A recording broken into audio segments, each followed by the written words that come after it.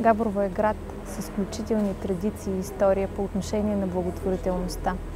Хората, които са имали много, са и давали много, за да се развиват училища, читалища, всички от тези просветни дейности, които са важни, за да се развиваме като общество и общност.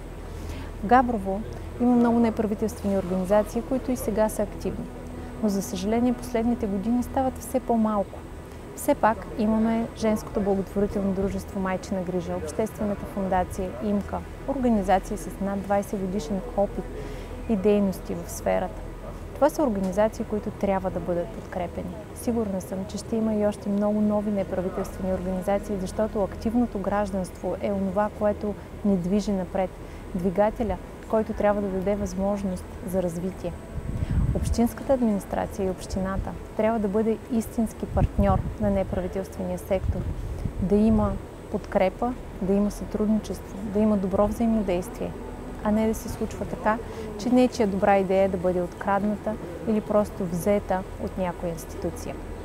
Вярвам, че общинската администрация и община Габрово могат да бъдат добър партньор на неправителствения сектор и гражданите да се чувстват свободни в заявяването на своите позиции, отстояването на идеи и предлагането на инициативи, които да останат във времето и историята. Такива каквито са Озана Поляна Фест, такива каквито са детския мини-карнавал.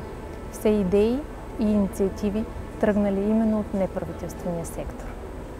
Купуването и продаването на гласове е престъпление.